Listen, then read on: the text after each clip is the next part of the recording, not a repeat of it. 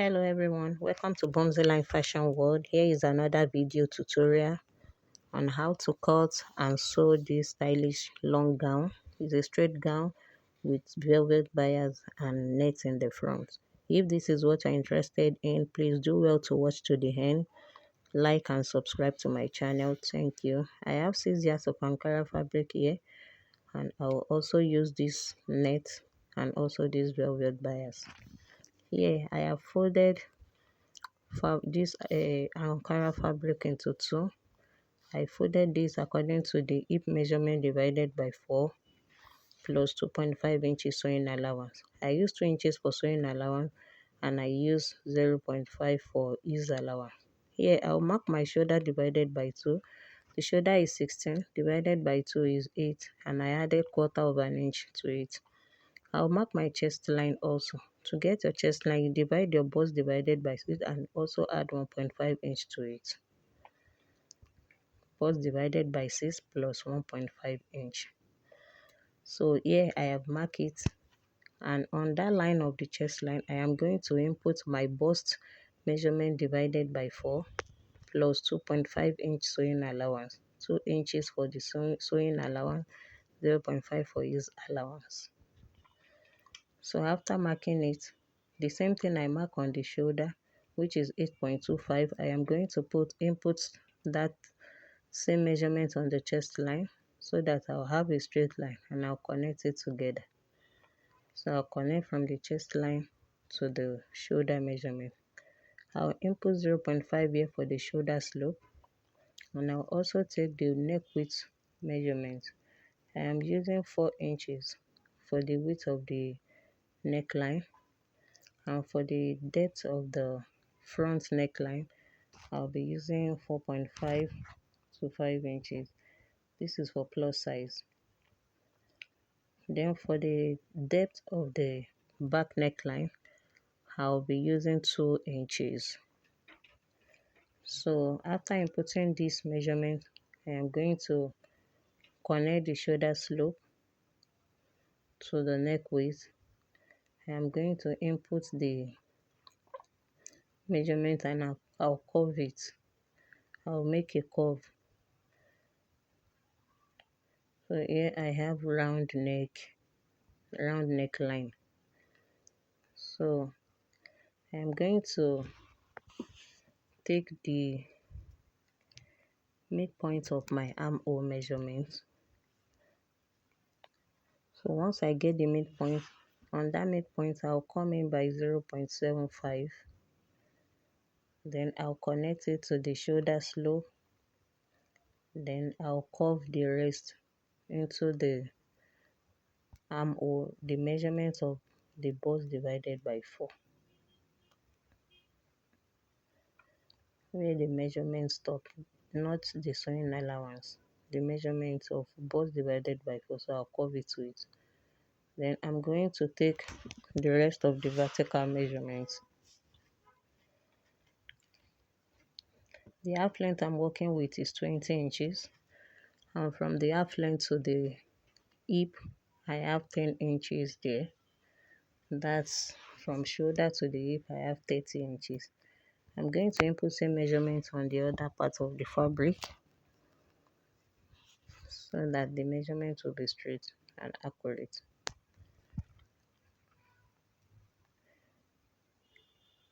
Then I'm going to connect that into a straight line.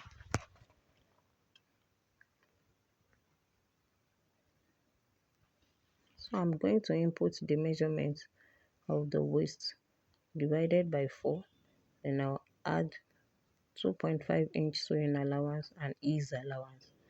On the hip, I'll input the hip measurement divided by 4 plus 2.5 inches, 0.5 for ease allowance and 2 inches for sewing allowance. Then I'll connect the lines together. From the hip, I'll connect it to the waist, which is the half length, and from the half length to the chest line. So if you want to input your bust measurement, you can also input it. This is my bust measurement. I mean the bust point from shoulder to the bust point. So whatsoever I have on the chest line, I'll also input the same thing on the bust point line. So what I have on the EPA divided by 4 plus 2.5 inch sewing allowance, I'm going to input the same thing from that hip down to the hem of the fabric. So down to the full length of the fabric, I'm going to mark this to the hem.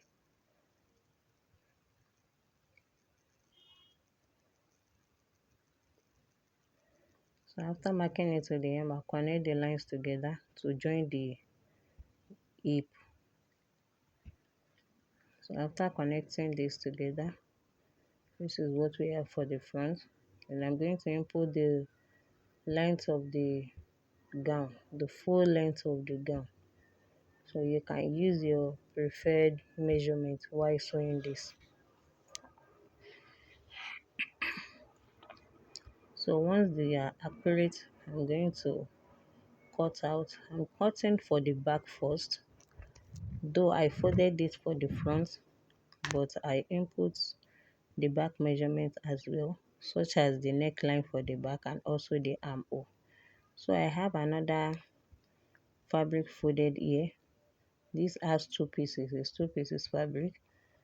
So I'm going to input my zipper allowance. This gown will be having zipper. So I'm putting 1.5 inch. That 1.5 inches is for the zipper allowance. So I will input it from the top of the fabric to the end of the fabric. Then I'll connect the lines together. I'll connect the lines to form a straight line. So after connecting the lines together, I'm going to place the front cutout fabric on the back. So the measurements here, I'll be placing it starting from the zipper allowance line where I marked the 1.5 inch. That is where the front will be placed. So I am going to extend that neckline into the zipper allowance. Then I'll cut out the back neckline first.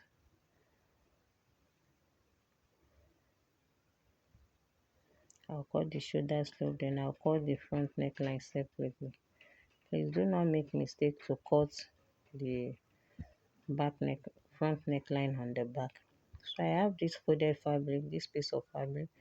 I'm going to place the folded part of the front cutout on the folded part of the piece of fabric. So after placing it, I'll use it to cut out the facing.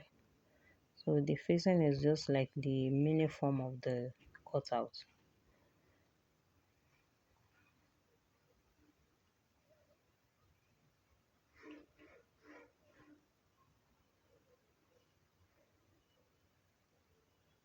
So after cutting the neckline, I'll cut the shoulder slope. Then I will input the length of the facing, how long I want the facing to be, the length. So I'll be using 4 inches. So this 4 inches we also include the hemming of the facing, because I'm going to hem the down part of this facing. So after marking this, I'll connect the lines together, then I'll cut this out. So this folded part will be for the center front. Then I'll put a notch on it. So I'll know the part that will be going to. It's obvious already. So here is what we have. So I'll do the same thing for the back as well. I'll fold this fabric into two. Then for the back, we will not have one single piece. We will have two pieces for the back because we will be having zipper at the back.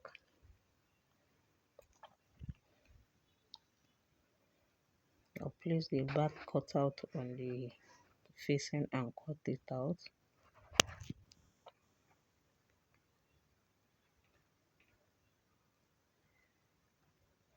So So here is what I have after cutting it out.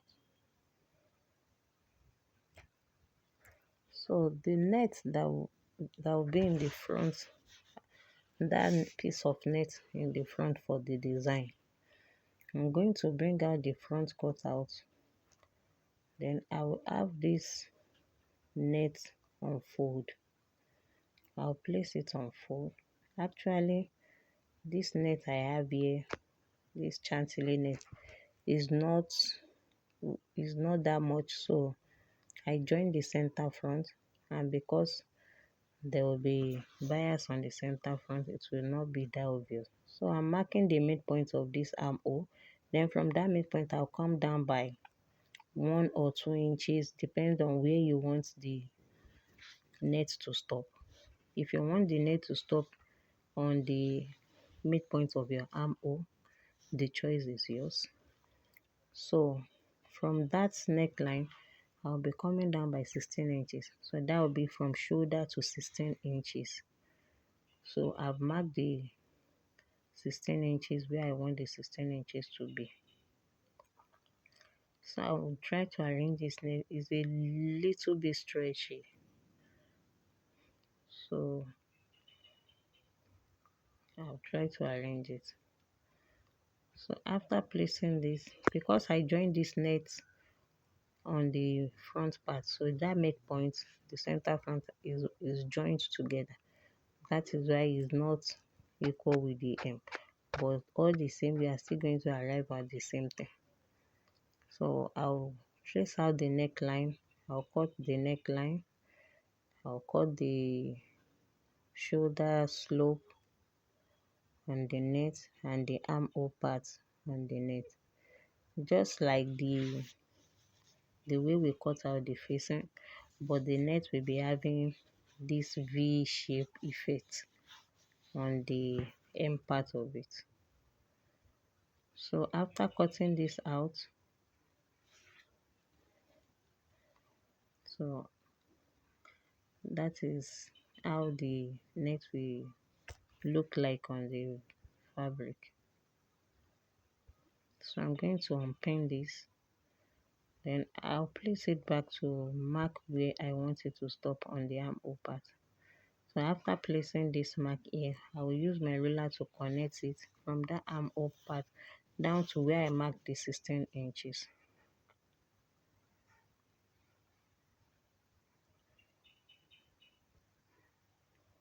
So I'll just connect this line, just slant it from that part to the armhole part. So here is what I have, then I'll cut this out. So after cutting it out, this is the outcome. So I'm going to open this and place it on it. So after placing it, I'm going to stitch this down. After stitching it down, I'll bring out the velvet bias.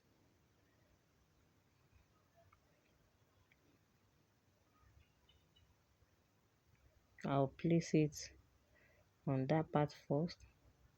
I'll cut it, place it on the other part, then the midpoint, that middle part, I'm going to insert it on the middle part down to the hem of the garment. For this one, I'm not having the slit on the front part. The slit will be at the back of this garment after I have finished sewing it. So I have cut that out, then I'm going to place it on the other part. I'll pin it down.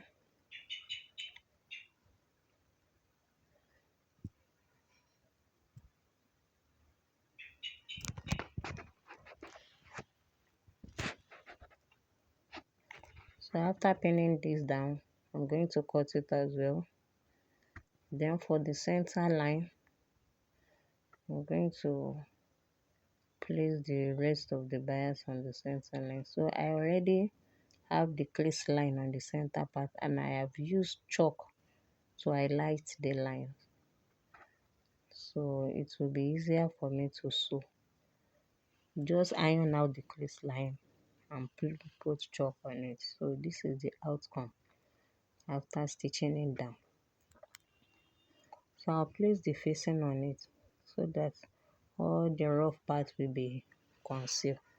I'll stitch it using 0.5 inch allowance. I'll fold the hem as well, give it some notches, then I'll place it inside on the wrong part of it. So I'll stitch down the pocket. This is the front cutout. I'll stitch down the pocket. I've also stitched down the pocket for the back cutout. Then I've joined the zipper allowance part.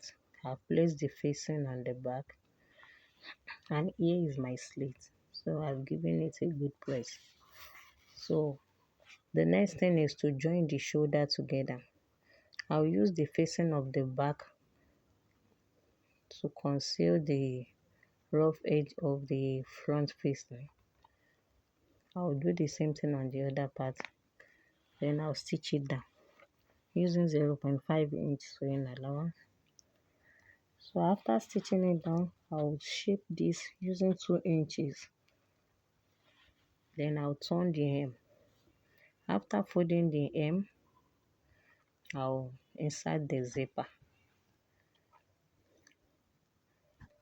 Then we are going to cut out the sleeve. So I have this piece of fabric. I'm going to take this edge and I'll fold it over to the other part. So I'll have triangle shape here. So I'm using flutter sleeve for this, or you can also call it A-line sleeve. So I'll mark where I will insert my armhole measurement. So here we fit for the armhole. If your armhole measurement is 9 inches, if it's 18 inches, remember it's on fold. So you insert 9 inches. So you place your tape. Wherever you have that 9 inches, you are going to mark it. You're going to mark that straight line. So after marking the straight line on that 9 inches, I'm trying to make the line bold because the chalk is not that visible. So from that line, I'll come up on this folded part. I will insert my cap's height, the cap's height of the sleeve, and I'll slant it down to my initial line, the line that I measured there before. Just like we want to cut out basic sleeve. Then I'll get the midpoint of this slant line, the slanted line. So I'll have a flat C below and also on top of it. So I'll curve out the sleeve.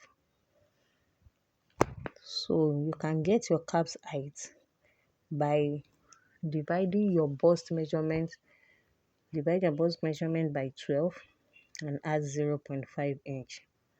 So on this folded part here, I'm going to place my tape.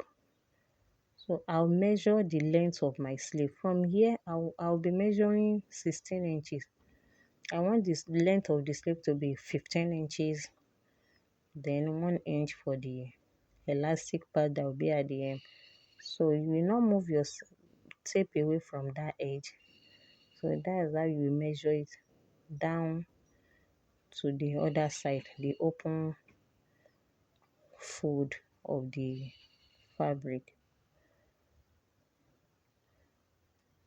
So I'm going to cut this sleeve, the cap of the sleeve.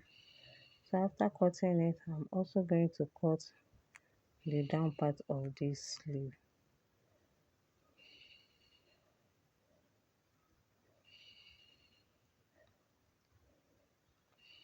So this is one piece of the sleeve. I will also cut the second part to make it two. Then this down part, I'll fold it by 0.5 in two places so that I can insert tiny elastic to make the sleeve puffy when the owner wears. So this is what we have. So I'm going to put the elastic at the hem and fix the sleeve on the garment. So here is the outcome. Look at the puffy effect. Thank you so much for watching. Please do well to subscribe to my channel. See you on the next